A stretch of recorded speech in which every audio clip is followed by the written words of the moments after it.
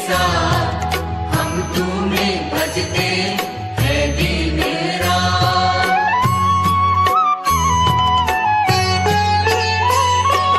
भाग मंडप में है प्रभु तेरा सदा निवास है, जहाँ तुम्हारे भक्तों की पूर्ण होती आस है। बनती सभी की बिगड़ी बात हम तुम्हें भजते हैं दिन रात। जिनका न कोई तुम उनके साथ।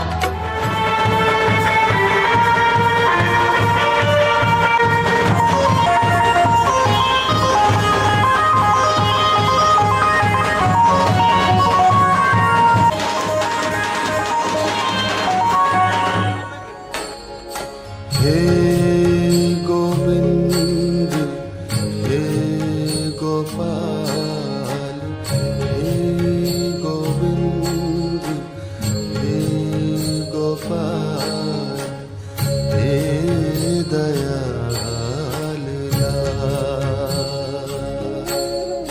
हे गोविंद हे गोपाल, हे गोविंद हे गोपाल,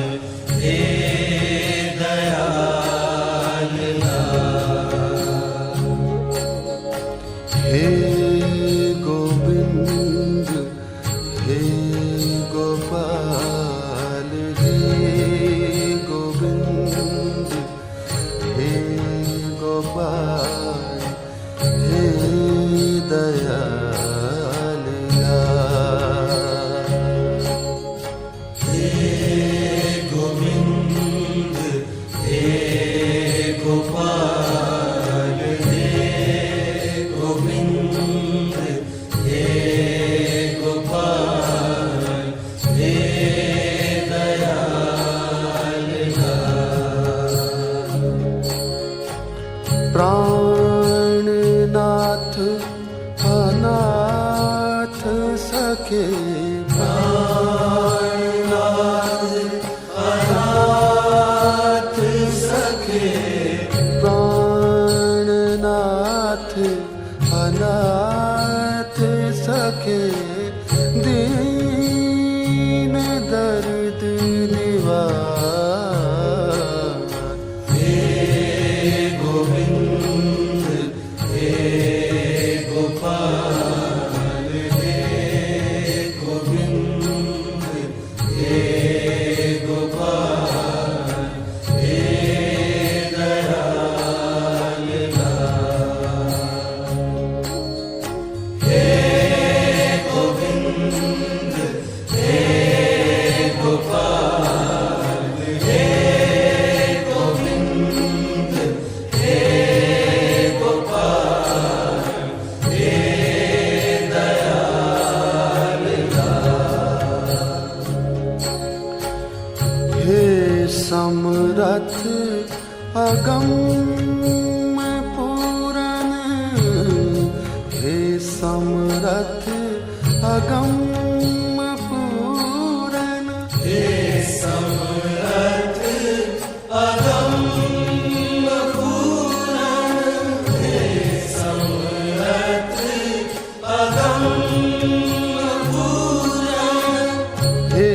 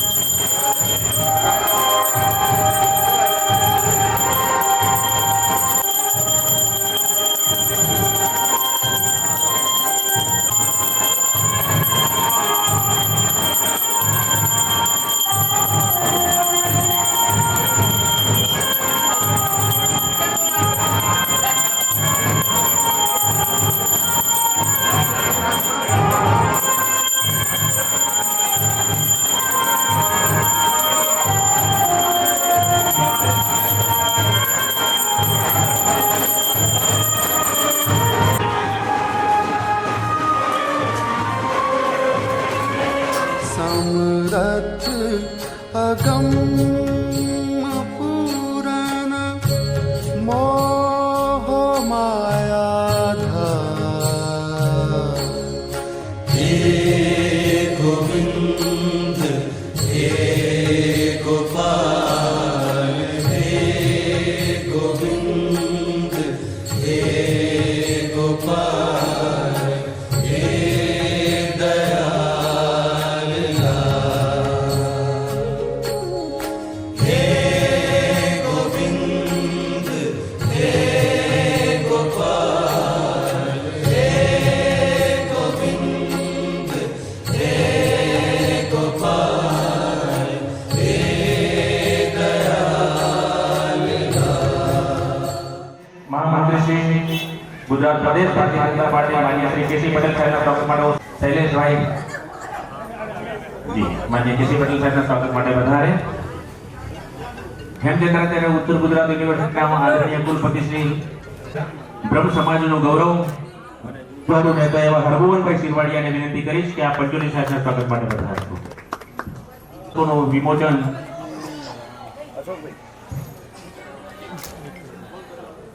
તક વિશે આપને થોડી માહિતી આપું. અહીંયા છેલ્લા 2 વર્ષ પહેલા તમામ બ્રાહ્મણો આપણા વેર વિખેર હતા. કોઈ અવધિ હતા, કોઈ સીમાણી હતા, તપોદર હતા, ચારો સૌને એકત્રિત કરવા જ્યારે દરેક સમાજ થાય છે ત્યારે આમાંથી આપણે પણ આપણા સમાજના વિકાસ માટે એક થવું જોઈએ. પરશુરામજીની દર વર્ષે આપણે 2 વર્ષથી અહીંયાથી શોભાયાત્રા નીકળે છે. આમ તો આપણે 50 વર્ષથી કાઢીએ છીએ, પણ હવે દાદાના અહીંયા આપણે એમાંથી એનું આયોજન કરીએ છીએ. ભવિષ્યમાં પણ અહીંયાથી જ આયોજન કરવાનું. 43 વર્ષથી અહીંયા ભગવાન જગન્નાથની રથયાત્રાનું આયોજન આ મંદિર તરફથી. આ રથયાત્રામાં આપણે જોઈએ છીએ કે લાખો ભાવિકો દર્શન માટે જોડાય છે. ભગવાન ખુદ નીકળે છે અને લોકો એમના દર્શનનો લાભ લે છે. હવે આપણી જિમ્મેદારી ડબલ થઈ અને પરશુરામ ભગવાનની પણ આપણે યાત્રા કાઢવાની આપણી ફરજ છે. એટલા માટે આપણે અહીંયાથી હવે વર્ષમાં 2 વખત યાત્રાઓ નીકળે છે. ત્યારે મને એક વિચાર આવ્યો કે અમારા મંદિરમાં કોઈ સાધુની પરંપરા છે નહીં 200 વર્ષથી, પણ છેલ્લા 25 વર્ષથી હું આ મંદિરના મેનેજિંગ ટ્રસ્ટી તરીકે કામ કરું છું, બ્રાહ્મણનો દીકરો છું. મને એમ થયું કે સનાતન ધર્મ માટે મારાથી શું થઈ શકે. મેં બહુ વિચાર કર્યો અને મને એક વિચાર આવ્યો, એક નાનકડી પ્રાર્થના પુસ્તિકા થઈ જાય. આપણે શ્રાવણ મહિનો આવે એટલે મહાદેવજીના મંત્રો કરીએ, પણ કોઈને ભાગ્ય ખ્યાલ ના આવે કે મંત્રમાં આપણે શું પ્રાર્થના કરીએ છીએ. સનાતન ધર્મની બહુ ચિંતાનો વિષય છે કે ગીતા જેવું પવિત્ર પુસ્તક કોઈ વાંચતું નથી. આમાંથી ભાગ્ય 2% માણસો ગીતા વાંચી હશે. આ પરિસ્થિતિનું નિર્માણ છે. મને વિચાર આવ્યો કે હું નાના બાળકોને ટાર્ગેટ કરું. આ પુસ્તકો મેં બનાવી દીધા છે. મને એક મોકો મળ્યો કે પુસ્તક સમયસર થઈ ગયું, ગુરુમાના હાથે જ એમનું પણ વિમોચન થઈ જાય. આ પુસ્તિકા હું 25,000 પુસ્તિકા શાળાના બાળકોને આપવા માંગુ છું અને જે પ્રમાણે પુસ્તિકામાં શ્લોક છે એ પ્રમાણે પ્રોફેશનલ ગવડાવવાનો છું. દરેક શાળાને પેનડ્રાઈવ આપવાનો છું. દરેક શાળાના પ્રિન્સિપાલને મેં સંપર્ક કર્યો છે, એમના મેનેજમેન્ટનો સંપર્ક કર્યો છે, જેને મેં સહયોગ આપ્યો છે કે આ 50 શ્લોક પ્રાર્થનામાં ગવડાવે અને દફતરમાં મૂકીને પુસ્તિકા પણ વિદ્યાર્થી લઈને આવે તો એને 50 શ્લોક કન્ટેસ્ટ થઈ જાય 1 વર્ષમાં. ઘરનું એક બાળક જો આ 50 શ્લોક આવડતા હશે તો બીજા પણ નાના મોટા ભાઈ બહેન પણ એ મંત્રોચ્ચાર થશે અને એમને સમજ પૂર્વક મંત્રોચ્ચાર કરશે. આ મારો કન્સેપ્ટ છે. એટલે આ પુસ્તક પણ મેં ઝડપથી તૈયાર કરાવી પ્રાર્થના મૂકો. પુસ્તિકા નાની છે પણ એનો ઉદ્દેશ બહુ દૂરગામી છે. આશા રાખું કે એનો લાભ લોકોને મળે. કારણ કે હું રોજ વિચાર કરું, મારી ઓફિસની નીચે એક સરદારજી બેસે છે, તાળાકુચી બનાવે છે ફૂટપાથ ઉપર. એ પાઘડી પહેરીને આવે, રોજ જોવો. ટીવીમાં જુઓ તો મનમોહનથી પાઘડી પહેરીને આવે, વડાપ્રધાન હતો, વિદેશ જાય તો પાઘડી પહેરે. સ્વામિનારાયણ સંપ્રદાયનો તેનું તિલક કર્યા.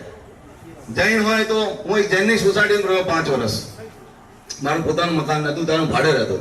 મારા ઘરની બાજુ માણસ ઉઠીને પહેલા દર્શન કરવા આવે ને ઓફિસે જાય કે નોકરીએ જાય ત્યારે તિલક કરીને જાય, ફરીથી દર્શન કરી. કહેવાનો મતલબ કે દરેક ધર્મના માણસો પોતાના ધર્મને આદર આપે છે. એક આપણે મોટી મોટી વાતો કરીએ કે આપણે સનાતન ધર્મના શ્રેષ્ઠ છે, પણ આપણા ધર્મને આપણે આદર નથી આપતા. આજની પેઢી ભૂલી ગઈ છે. તો આ મારો ચિંતાનો વિષય હતો સૌથી, કે આપણા ધર્મને કેમ આદર કરતા કરવા. બીજું મારો એક લક્ષ્યાંક એવો છે કે પાટણની તમામ સ્કૂલોમાં આપણે કેટલા હિન્દુ ધર્મના ધાર્મિક પ્રતીકો છે. ઓમ છે, સ્વસ્તિક છે, ત્રિશૂળ છે, તોણી છે. ઉંગરાનું પૂજન બેન કરે પણ કોઈને ખબર નથી હું પૂજન શા માટે કરું. આ પરિસ્થિતિ છે. તેના માટે પણ દરેક સ્કૂલની અંદર એક જ થીમના ભારતીય પ્રતીકોના ચિહ્નો વાળા પોસ્ટર અને આની ટૂંકમાં સમજ એવી બધી સ્કૂલો મારે સજાવવાનો મારો સંકલ્પ છે. એમાં કેટલાક ધનાજી જેવા, બેબા શેઠ જેવા એવા કેટલા બધા મારા મિત્રો છે એ સહયોગીઓ છે કે ચિંતા કરશો નહીં, તમે આટલી ધર્મની ચિંતા કરો છો, અમે તમારી સાથે છીએ. તો એક આપણે કામ કરવા જઈ રહ્યા છીએ. એટલે આ મારો એક આશય હતો અને આજે શુભ ઘડી આવી ગઈ. હું ગુરુ મહારાજને વિનંતી કરું કે અહીંયા જ બંને પુસ્તકનું વિમોચન એમના હાથથી થાય અને આપણે તાળીઓના ગડગડાટથી વધાવીએ. આપણા માટે આજે બહુ કિશોરભાઈના હાથમાં ओम भद्रं कर्णेभ्यः रेणुया महादेवा भद्रं क्षगजधराः स्थिरैष्टोभागोदस्थनो द्रव्यसे महिदे वाहितं छदायो विश्वारिता निपरासुव जलवरं तन्न आसुव जरसन्तनो नाम पुत्रासो जतरः पितरो भवन्ति मानो देदर् माता स पिता विसवे देवा ते पंचजना आदि प्रजा क्षिप्रं कल्पनम्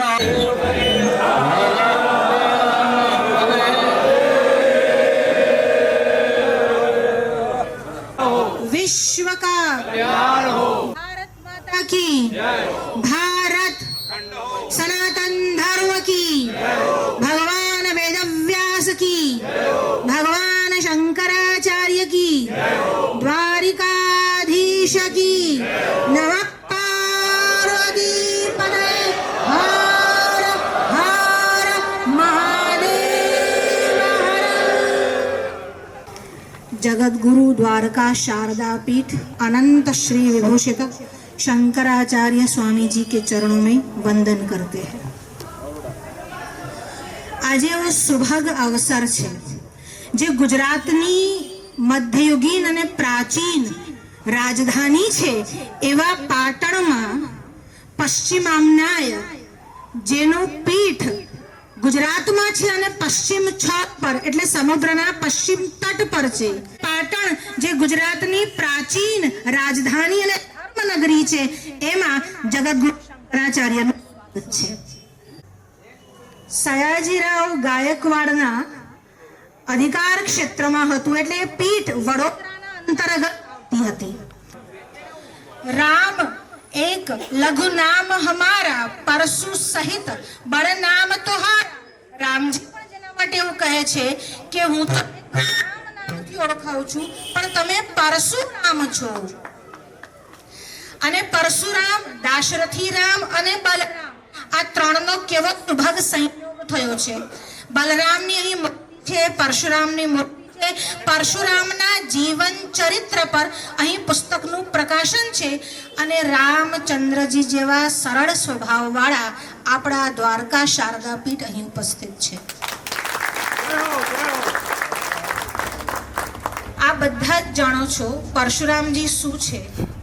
રુચિકે ચરુની રચના કરી અને ચરુની અદલા બદલી થઈ ગઈ। સત્યવતી પાસે ચરુ ગયું જે એમની મા પાસે જવાનું હતું અને માનું ચરુ દીકરીએ ધારણ કર્યું, ગ્રહણ કર્યું અને વૃક્ષને આલિંગન આપવામાં પણ વૃક્ષ બદલાઈ ગયા। એટલે અશ્વત્થ વૃક્ષ અને ઔદુંબર વૃક્ષ જે અનુક્રમે બ્રાહ્મણી અને ક્ષત્રિયાણીને આલિંગન કરવાનું હતું એના બદલે વૃક્ષ પણ બદલાઈ ગયા। હવે ચરુ બદલાવાથી અને વૃક્ષના આલિંગન બદલાવાથી સત્યવતી જે રુચિક એટલે બ્રાહ્મણના પત્ની હતા એને ગર્ભધારણ કર્યો અને ક્ષત્રિયના પત્ની એટલે એમની માએ પણ ગર્ભધારણ કર્યો। પણ વાત એવી થઈ ચરુની અદલા બદલી થતા એમનો પુત્ર ક્ષત્રિય તેજથી સભર અને આમનો પુત્ર એટલે ક્ષત્રિયાણીનો પુત્ર બ્રહ્મ તેજથી સભર થશે એવી વાત નિર્માણ થઈ। સત્યવતીને મનમાં દુઃખ થયું કે આવું શું થશે જો મારો ક્ષત્રિય ક્ષાત્ર તેજ હોય તો એટલે રુચિક ઋષિ પાસે ક્ષમા માંગી।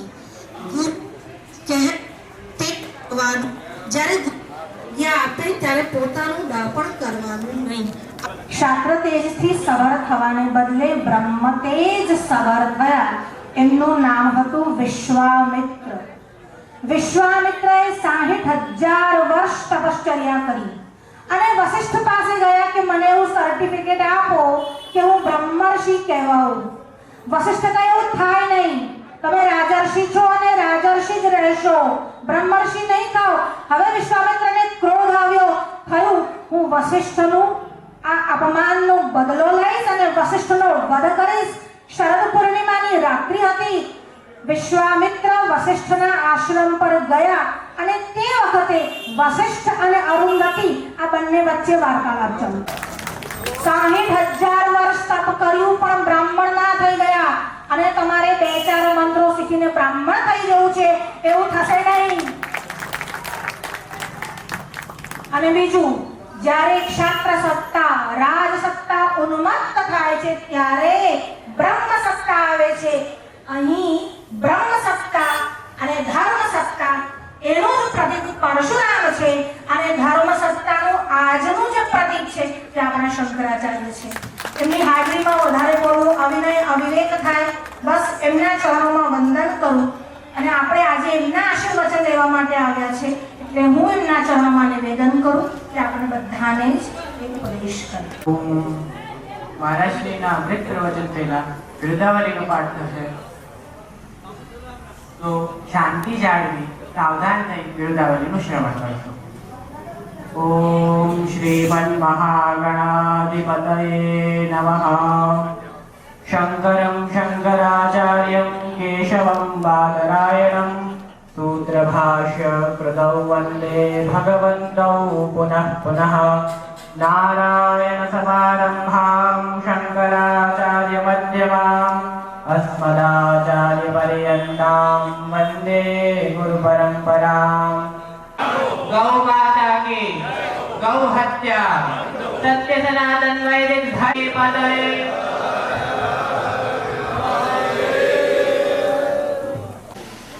तद्विघ्नमभयं राम पारस्वतमुपास्महे यत्प्रसादात् प्रलीयन्ते मोहान्धस्तमतच्छटः जगन्नाथस्वामी नयनपथगामी भवतु मे। क्या कहा जा रहा है? हे जगन्नाथ, जगत के नाथ, अनाथों के नाथ, मेरे नेत्रों के मार्गदर्शक बन जाइए। आपको कौन ले जाता है? ले जाने के लिए दो आपके अंग हैं, एक पैर और एक आँख। आप कहेंगे कि नहीं जी, बिना आँख वाले भी चल लेते हैं, चल लेते हैं, जानते हैं, लेकिन उन्हें भी आँख की आवश्यकता पड़ती है। तो उनका अंतश्चक्षु उनको ले जाता है। अंतश्चक्षु है वो एक बार जहाँ से चले जाते हैं नेत्र भी, वहाँ से बार बार वो जा सकते हैं।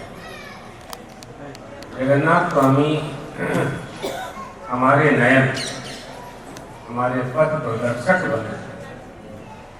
भाषा तो कठिन है इसका, लेकिन सरल अर्थ इसका यही है कि हमारे मार्गदर्शक वो बने। महामोदित चीरे कनक रुचिरे नील महोदधि है, बहुत बड़ा महाअम्बुद जल, जल का बहुत बड़ा सागर,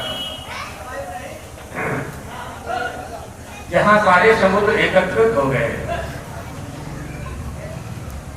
पार आवार, पारावार, इसका पार नहीं किया जा सकता है। जो महागधे महासागर को पार कर ले उसी को कहते हैं पारावार पारीना। अर्थात जो समस्त 14 विद्याओं का अध्ययन कर करके पारंगत हो जाए वो पारावार शास्त्र पारी पारावार पारीना। भारतीयता कहाँ सिद्ध होती है? ऐसे कौन से गुण हैं जो भारत को भारत सिद्ध कहते हैं? ऐसे कौन से गुण हैं जो कहते हैं अत्रापि भारतम श्रेष्ठम जम्बूद्वीपे महामते महामुने? वो क्या है? वो कौन सी शिक्षा, कौन सा ज्ञान, कौन सा विज्ञान, कौन सा पदार्थ, कौन सा तत्व, कौन सा उपकरण है जो भारत को भारत सिद्ध करता है? ज्ञान विज्ञान। हमारे पास एक ऐसी विद्या है जिस विद्या को परा और अपरा वे विद्ये प्रतिपत्तये, दो तरह की विद्याएं हमारे पास हैं, एक परा और एक अपरा। वो विज्ञान सोमनाथ जी ने कहां से पाया? वो विज्ञान भारत देश की संस्कृति में विद्यमान है, वहां से उन्होंने पाया। और ऐसा नहीं पाकर के उन्होंने इसमें अभिमान नहीं किया। उन्होंने कहा बड़ी नम्रता के साथ कि अगर यह हमें पहले से हम इसका प्रयोग करने लगते तो आज अमेरिका के पहले हम विश्व गुरु बन जाते। अमेरिका के पहले सोमनाथ में आकर के कहा, नाम भी उनका सोमनाथ है। आगे का हमें आप नहीं आ रहा है सोमनाथ है, के सोमनाथ, हाँ के सोमनाथ नहीं। सोमनाथ में आकर के उन्होंने ये बात कही कि अगर ये पहले मुझे मालूम पड़ जाता, मुझे 20-25 साल पहले पता चला और उसका मैंने रिसर्च किया, अध्ययन किया और आज उसको क्रिया में परिणत किया, क्रियान्वयन किया। और अच्छी बात ये रही कि भारत सरकार ने वैसा करने की उन्हें अनुमति दी, तो ये संयोग बना। तो उस विज्ञान को धारण करने वाला हमारा भारत देश है। इसका तत्व क्या है, इसका विज्ञान क्या है, कहाँ से ये प्रारंभ होता है, जो दृश्यमान जगत है ये कैसे हमारे सामने दृष्टिगोचर हो रहा है, इन नेत्रों के द्वारा कैसे देखा जा रहा है, तो इसकी उत्पत्ति होगी तभी देखा जा रहा है। जेवर बनाने वाला सुनार है ने महाजन कहवाए ना, आभूषण गढ़े थे, कुंभकार कहवाए मिट्टी का घड़ा बनाता है, बनाने वाला सोफा बनाने वाला कारपेंटर है, बढ़ई है, तार है, ये सब है। मकान बनाने वाला कारीगर है, नक्का बनाने वाला इंजीनियर है, मंदिर बनाने वाला सौंपरा है, शिल्पकार है, वास्तु वाला है, और आपके बालक का जन्म रखने वाला पंडित है, ज्योतिष है, ये सब है ना, ये सब है। इतना बड़ा संसार बनाया तो कोई नहीं होगा क्या बनाने वाला? विचार करवानी बात है कि नहीं? इतना मोटा संसार जेमा 8 अरब लोगों निवास कर रहे थे, 10 अरब लोगों निवास करवानी तैयारी कर रहे थे, ये ना निर्माण करता कोई हंसे कि नहीं हंसे? होगा ही, पक्की बात है। वो कौन?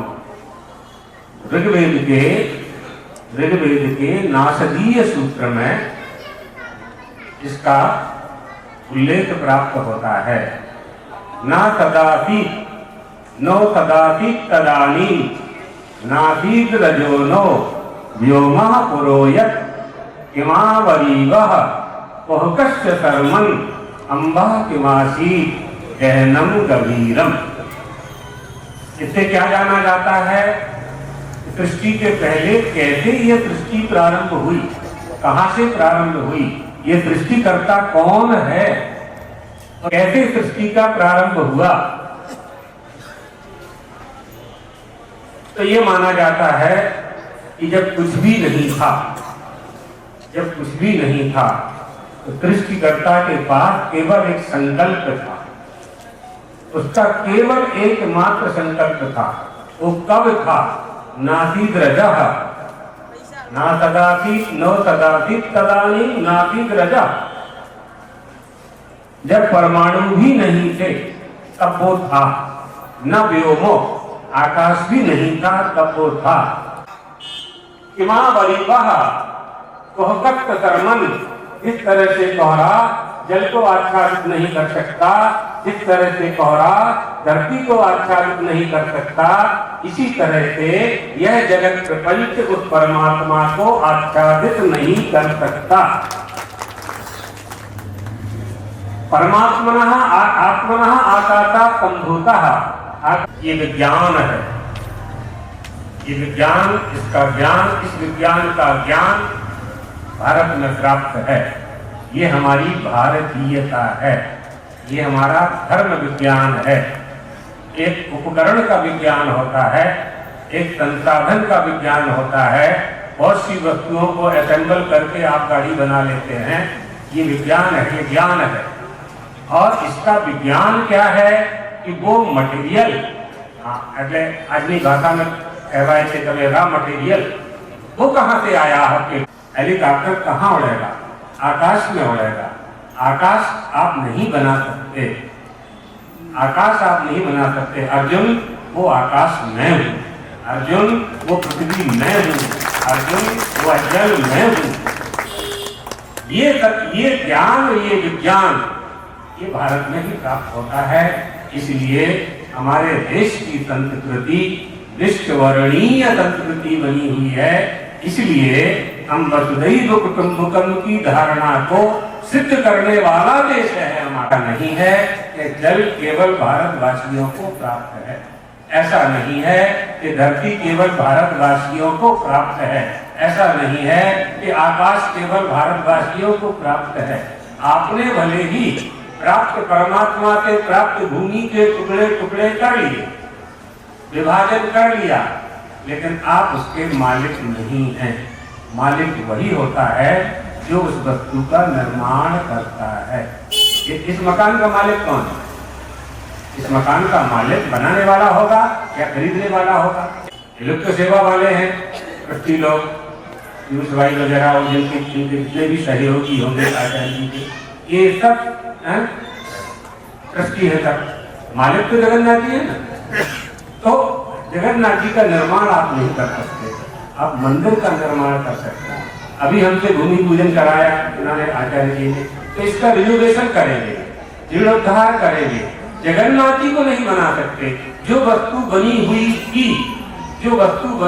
थी उसी को आपने निवास का स्थान, उसके निवास का स्थान आपने बनाया।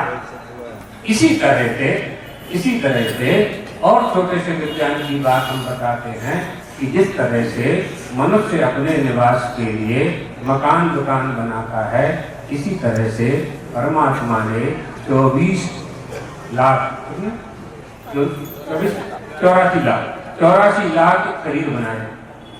जी में भी है, भागवत जी में भी 84 लाख शरीरों का उसने निर्माण किया है और उसका निर्माण, उन शरीरों का निर्माण करके अपने ज्ञान और विज्ञान के द्वारा उन्होंने देखा कि मेरी कुशल रचना में श्रेष्ठ शरीर यानी श्रेष्ठ मकान कौन है।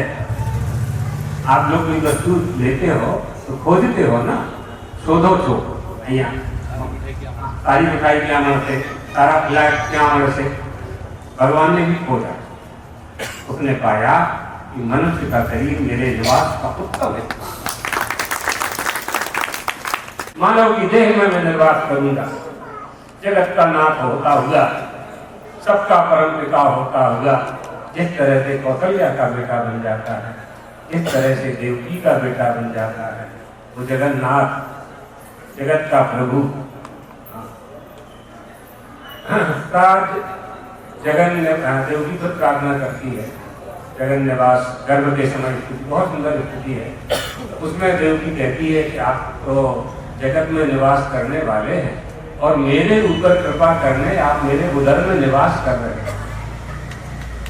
कौशल्या कहती है ब्रह्मांड निकाया निर्मित माया रोम रोम प्रतिवेद कहे सो मम उर्वासी, मेरे हृदय में निवास कर रहा है। ब्रह्मांड जिसके एक एक रोम में अनेकानेक ब्रह्मांड लटक रहे हैं, अनेकानेक ब्रह्मांड लटक रहे हैं, वो जगत का नाथ जगन्नाथ मेरे उदर में, मेरे हृदय में निवास कर रहा है। ये हमारा भारतीय विज्ञान है। तो परमात्मा ने सोचा सृष्टि तो मैंने बनाई, मकान तो मैंने बनाए, कई मकान बनाए, उत्तम घर कौन सा है, उत्तम मकान कौन सा है। तो उसने मनुष्य के शरीर को पाया, मनुष्य के शरीर को भगवान ने अपना निवास बनाया। लेकिन इस मनुष्य की देहधारी मनुष्य ने अपने देह में अभिमान किया। तो भगवान है तो, लेकिन उसके पीछे आगे आजू बाजू नीचे ऊपर हो गए, चारों तरफ रहते हुए भी यहाँ उसने अभिमान को धारण कर लिया। धन का अभिमान, ज्ञान का अभिमान, बल का अभिमान, मकान का अभिमान, यश की प्राप्ति, प्रसिद्धि। एक काम करते हैं हम, जगन्नाथ की सेवा करते, इष्ट देव कुलदेवी कुल देवता की सेवा करते। करोगे तुम, कितना करोगे, कितना करके कितनी प्रसिद्धि पाओगी, कितने गुजरात समाचार, कितने चैनल में तुम्हारा नाम आएगा। उससे बड़े तो नहीं हो सकते। 8 अरब को तुम पैदा नहीं कर सकते, 8 अरब को तुम भोजन भी नहीं दे सकते, 8 अरब को निवास की व्यवस्था भी नहीं कर सकते। अर्जुन वो मैं करता हूँ, इसलिए मैं सर्वज्ञ हूँ, मैं सर्वज्ञ हूँ, तू अल्पज्ञ है। मैं सर्वशक्तिमान हूँ, तू अल्पशक्तिमान है। मेरा जन्म और मृत्यु नहीं होती है, तू अल्पायु है। इसलिए जन्म कर्म चले दिव्यम, मैं अपने जन्म कर्म को जानता हूँ और तू नहीं जानता। हम दोनों के कई बार आना जाना हुआ, दोनों नर और नारायण दोनों का। मैं अपने स्वयं के प्रत्येक जन्म का मैं साक्षी हूँ, तू साक्षी नहीं। इसलिए हमारा विज्ञान कहता है ना तदाधिक नो तदाधिक तदानीम, जब कुछ भी नहीं था तब वो था। नान्य तत्परम तो ज्ञेयम यत्तत् प्रवक्ष्यामि यद् ज्ञात्वा मृतमश्नुते अनादिमत् परम ब्रह्म न तत् न तद उच्यते। तत् नासद मुच्यते। तो एयं यत्तत् प्रवक्ष्यामि, उस विज्ञान के स्रोत को एटलीस्ट जनरेट, ये माइक में जो आवाज आ रही है ये करंट से आ रही है। करंट कहाँ से आ रहा है? माइक की आवाज को जानना ज्ञान है, और करंट कहाँ से आ रहा है? वो जहाँ से जनरेट हो रहा है एटलीस्ट सरदार सरोवर, वहां जाकर के उस पद्धति को जानना विज्ञान है, वो विज्ञान है। तो सृष्टि कहाँ से आ रही है?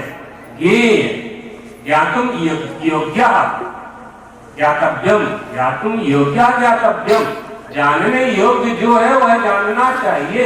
आटा, दाल, चावल, रोटी, गैस सिलेंडर, चूल्हा, ये जानने की आवश्यकता नहीं है। ये बिना जाने भी ढोर पेट भर लेता है, बिना जाने भी ढोर पेट भर लेता है। તમે તો કેટલી ઉપાધિ કરવું પડે છે જમવા માટે। पशुशाला ने जानवर ने તમે એની રસ્સી દોરી निकाल दो, वो जाकर के जंगल में पेट भर के आ जाएगा, वापस आकर के 5 किलो दूध देगा तुमको। कोई अलग बात है कि मरते समय लिख दे कि मेरी आँख डोनेट कर देना, और वो भी तत्काल हो जाए तो 2-3 घंटे में, अन्यथा वो भी काम की नहीं रहती। कोई अंग काम का नहीं है न रहने के बाद, चेतन के निकल जाने के बाद कोई अंग हमारे काम का नहीं होता, और पशु का एक एक अंग काम का होता है, हम सिद्ध कर सकते हैं। इसलिए एयं यत्तत् प्रवक्ष्यामि, उसको जानना चाहिए। जिसको जानना चाहिए अर्जुन, हम उसको कह रहे हैं। गीता का 18वां अध्याय इसको जान लेता है। अनादिमत् परम ब्रह्म, वही ब्रह्म अनादि है, आदि अनादि है। कौन? न सदातीत न सदातीत तदानीम, जो सृष्टि के पहले था, कुछ न रहने पर जो था, कुछ न रहने पर जो था। कैसे जाने उसको, कैसे समझे? आगे उद्देश्य प्राप्त होता है कारिका में। अस्ति ब्रह्मेति चेत् वेदो परोक्षम ज्ञानमेव तत्, अहम ब्रह्मेति तद्वेदो साक्षात्कारः स उच्यते। अस्ति ब्रह्म, भगवान है, ऐसा जानना ये परोक्ष ज्ञान है। साक्षात्कारः स उच्यते, यही साक्षात्कार। ये साक्षात्कार कैसे होता है? महावाक्य जन्य ब्रह्माकाराकार बुद्धि बनने के बाद होता है। तत्त्वमस्यादि वाक्योक्ता सम्यग्धि जन्म मात्रतः अविद्या सहकारेण नासीत् अस्ति भविष्यति। न है, न था, न होगा। कौन? वो कौन है? न सदातीत न सदातीत तदानीम नातीत रजो नो व्योमा पुरोयत। जिसे कोई जानने वाला ही नहीं था तब वह था, तो कोई कैसे बताएगा कि वह है? जिसे कोई जानने वाला ही नहीं था तब वो था, तो कौन बताएगा कि वो है या था या होगा? अब यही बात हम गुजराती में बोलते तो तड़ तालियां बजती, लेकिन वो पूरा जो उसके अंदर का रहस्य है वो हम गुजराती में व्यक्त नहीं कर पाते। हाँ तो अविद्या सहकारेण, अविद्या और अविद्या के जितने भी सहकारी कारण हैं उन सब के न रहने पर जो है, जो रहता है उसे ब्रह्म कहते हैं, उसे ईश्वर कहते हैं, उसको ही भगवान कहते हैं। वही भगवान है। लोग कहते हैं बड़े बड़े भगवान बन गए, अब नकली भगवान बहुत हो गए। कल हमने कहा था ना, असली भारतीय नकली भारतीय, असली भगवान। लेकिन जहाँ यहाँ कलयुग की बात जहाँ आएगी और जिनके माता पिता हैं, जिनका परिवार है, जो जन्म लेते हैं, जिनकी मृत्यु होती है, वो भगवान नहीं होते हैं। गुरु को भगवान के रूप में स्वीकार किया गया है, तो वो विशेषण है, वो विशेषण है। सम्मान के लिए गुरु ब्रह्मा गुरु विष्णु गुरुदेवो महेश्वरा, इसका अर्थ ये लगा लेते हैं लोग कि गुरुजी ब्रह्मा है, विष्णु है, महेश देवो नदी।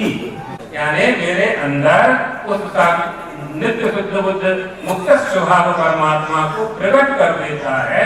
इसलिए गुरु को ये विशेषण दिए गए हैं। ऐसा गुरु मिले तो भगवान मानो।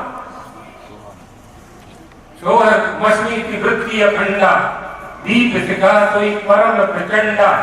ऐसा गुरु मिल जाए तो भगवान मानो।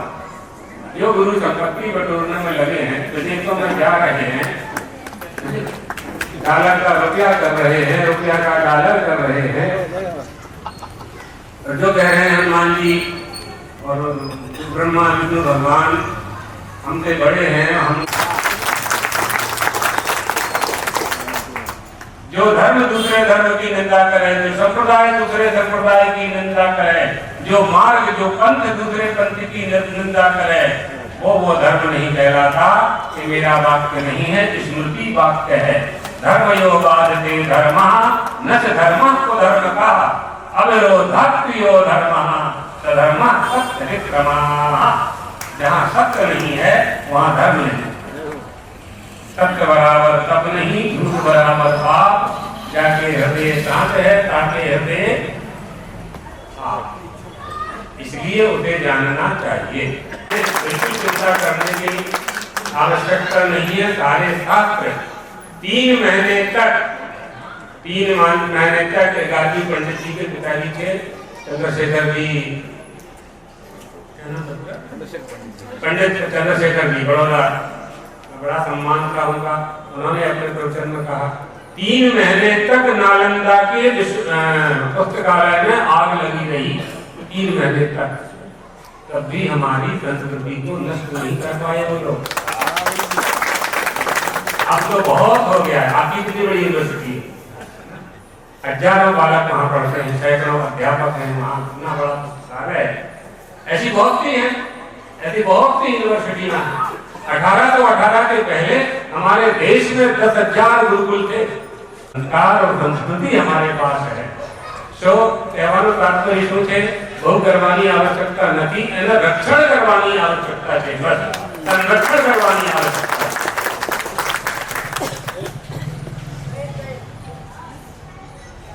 तो बहुत अच्छा संक्षेप में भगवान जगन्नाथ जी के आनंद में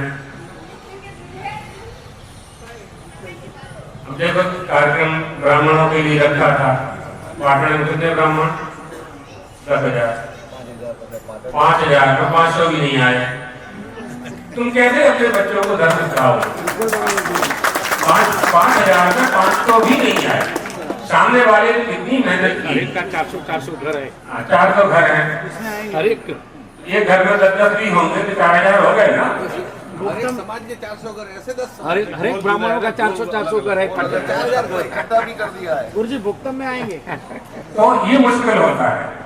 ये हम कैसे अपनी रक्षा करेंगे? हमने ये सोच लिया कि हमारे बाद हम नहीं हैं। अगर आपके बाद आप नहीं हो तो आपको संतान उत्पत्ति करने का अधिकार नहीं था। आपके बाद अगर आपको नहीं रहना था तो आपको संतान उत्पन्न नहीं करना थी। अगर संतान उत्पन्न करनी की है आपने तो उनको संस्कार देना आपकी जिम्मेदारी है, क्योंकि आपके साथ आप देना पड़ो। कोई आवश्यकता नहीं थी आपको विवाह करने की, लगन करने की। अगर आप वृद्धाश्रम में चले गए हैं तो आपकी जिम्मेदारी बनती है तुम्हारी आवनाली पीढ़ी माटे उत्तम संस्कार न तुम्हें संपत्ति आपी ने जाओ। जो धन पैसा मकान दुकान देकर के जाओगे आपके बच्चे खुद कमा लेंगे। आपने अपने पिताजी से अधिक कमाया, आपका बेटा आपसे अधिक कमाया, है ना? ये मंगल कामना करना चाहिए। साहब के पिताजी क्या करते थे? शिक्षक, और आप इसी हैं। भले आशीर्वाद से, भले आशीर्वाद से कृपा से, लेकिन 10 गुना आपने वृद्धि की ना, तो आपका बेटा आपसे ऊपर जाए, ये आपकी कामना है ना। यही कामना प्रत्येक पिता की होना चाहिए, तो ही तुम्हें संतान पैदा करने का अधिकार है। ये बात है। तो ब्राह्मणों के लिए सामने वाले ने, जगन्नाथ मंदिर ट्रस्ट वालों ने कितनी जहमत उठाई। कहाँ से कहाँ, आप कहाँ से आए आपको नहीं मालूम। आप सोचते हम द्वारका से आए, क्योंकि इनकी बहुत इच्छा थी आचार्य जी की, तो हमारा पूरा लाभ आपको उठाना चाहिए था, है ना। देखो सीधी बात है, तो उससे हम तो वही बोल रहे हैं जो बोल रहे हैं, चाहे 500 आदमी सुने, चाहे 5000 सुने, चाहे 50,000 सुने, हमारा परिश्रम तो उतना ही हो रहा है, हमें उतनी जिल्दगी माई पकड़े रहना है। तो अच्छा ये किया है इन्होंने कि जगन्नाथ जी के आंगन में बैठा दिया, तो हमें प्रसन्नता है, अन्यथा शंकराचार्यों के कार्यक्रम इस तरह से नहीं होते। श्री राम जय राम जय जय राम, श्री राम जय राम जय जय राम, श्री राम जय राम जय जय राम, श्री राम जय राम जय जय राम। द्वारकाधीश भगवान की, जगन्नाथ भगवान की, सुभद्रा महारानी की, बलभद्र भगवान की, हर हर महादेव, परशुराम भगवान की।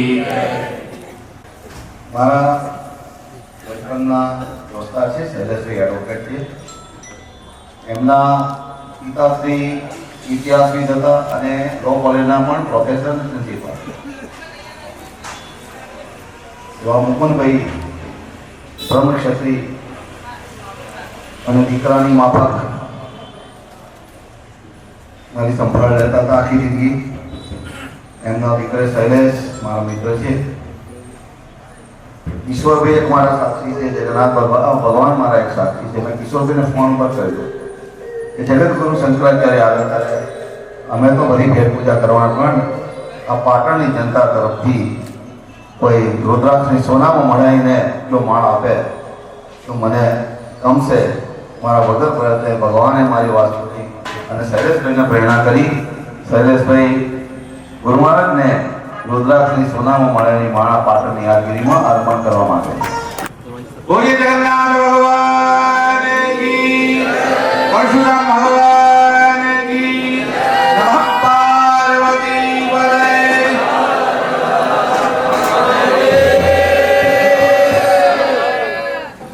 પ્રયત્ન પછી પિયુષભાઈની મનોકામના ફળી અને જગતગુરુજી મહારાજે આપણા ઉપર કૃપા કરી કે અહીંયા સુધી પધાર્યા। આજે બેઠો છે જગન્નો નાથ, એવું ના સમજશો જગન્નાથ એટલે પુરીમાં જ છે। ભગવાન શંકરાચાર્યની વાત ચાલે છે ત્યારે એમણે કહ્યું કે જગન્નાથ કોણ છે? કદાચિત કાલિંદી તટ વિપિન સંગીત તવરો મુદાભીરી ગોપી વદન કમલ સ્વાદ મધુપ રમા શંભો બ્રહ્મા મરપતિ ગણેશાર્ચિત પદો જગન્નાથ સ્વામી નયન પથગામી ભવતુ મે। જે કાલિંદી યમુનાના તટ ઉપર રમતો તો તે એટલે જે દ્વારકાધીશ થઈને બેઠો છે એ જ જગન્નાથ છે। જગન્નાથ બીજો કોઈ નથી અને એટલે જગન્નાથ કોણ છે? એક દ્વારકાધીશ છે। અને દ્વારકાધીશ કોણ છે? હમણાં જ આપણે શ્લોક બોલ્યા, વસુદેવ સુતં દેવમ કંસ ચાણૂરમર્દનમ દેવકી પરમાનંદમ। જગતગુરુ કોણ છે? કૃષ્ણમ વંદે જગતગુરુ। જગતગુરુ શ્રી કૃષ્ણ છે અને જગતગુરુ શંકરાચાર્ય છે। સંસારમાં બે જગતગુરુ છે, બે અહીંયા ઉપસ્થિત છે, બીજું કોઈ જગતગુરુ છે જ નહીં। જગતગુરુ આ જ છે। જગતગુરુના નામની હાકડીઓ ખોલવી અલગ વાત છે અને એ જગતગુરુજીએ કૃપા કરી અને પિયુષભાઈની વાતને સ્વીકારી। પિયુષભાઈએ મહેનત કરી, મહારાજજી આવે અને મહારાજજીએ હમણાં ઉલ્લેખ કર્યો દિલ્હીની બાજુમાં મોદીનગરમાં બિરાજમાન હતા, ત્યાંથી સ્પેશિયલ ચાર્ટર પ્લેન લઈને અમદાવાદ પહોંચ્યા અને ત્યાંથી અહીંયા કાર્યક્રમમાં આવ્યા। એટલે સાધારણ રીતે તમે જગતગુરુજી આવી જાય એવું નથી। આજે યુનિવર્સિટીનો કાર્યક્રમ અચાનક કેન્સલ કરવો પડ્યો, ત્યાંથી અહીંયા આખું ડિસ્ટર્બન્સ થયું અને અહીંયા આવ્યા પછી અંદર વ્યવસ્થા કરી કે અંદર બેસે તો 20-25 લોકો 50 લોકો બેસી શકે। આજે 300 લોકો બેઠા છે, કામ કેવી રીતે મળે? એટલે મેં તાત્કાલિક આયોજન કર્યું। ગુરુજી ક્ષમા કરજો, ભૂલ મારી છે, પણ મેં જે કેમ કે આ બધાને લાભ મળે એટલે મેં અચાનક જ સોફા અહીંયા મૂકી દીધો અને મને એમ થયું કે અહીંયા મહારાજજી પણ એટલા સરળ છે પણ આટલી સરળતા મેં કોઈ જગતગુરુની જોઈ નથી. કેમ કે વડાપ્રધાન કે રાષ્ટ્રપતિ આવે ને તો એમના ચરણોમાં બેસે. રાષ્ટ્રપતિ કે વડાપ્રધાન એમના ચરણોમાં બેસતા હોય અને એમને આ રીતે એમનો આપણે દુરુપયોગ કર્યો કહેવાય એક રીતે, પણ એમણે આપણી સરળતાને સ્વીકારી અને આટલી શાંતિથી આપણી વચ્ચે 40 મિનિટ સુધી એમણે પ્રવચન પણ આપ્યું અને આપણને બધાને લાભાન્વિત કર્યા.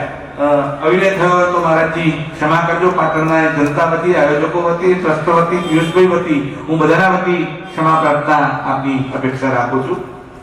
પણ મહારાજજીએ કૃપા કરી અહીંયા પધાર્યા અને આપણી વચ્ચે બેસીને ઘરના લોકોને સંબોધન કર્યા. માઇક પણ હાથમાં પકડીને આ પ્રસંગે ઉપસ્થિત રહેલ સમગ્ર સમાજ, બ્રહ્મ સમાજથી લઈને બાકીના બધા સમાજો, દિલીપભાઈ દેસાઈ સાહેબ, પંચોલી સાહેબ, ડોક્ટર તારકી પંડિત છે વડોદરાથી, લાભશંકરભાઈ સમિતિ, બધા જ લોકો અને જેટલા પણ લોકો ઉપસ્થિત થયા છે સૌનો હું આભાર માનું છું.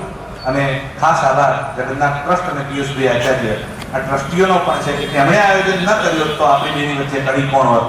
એમનો પણ આભાર છે કે આપણને જગતગુરુજીના દર્શન કરાયા અને આ લાભ આપ્યો. આપ સૌનો ફરીથી એકવાર આભાર. મારા શિક્ષકોમાં નથી જણાવ્યું.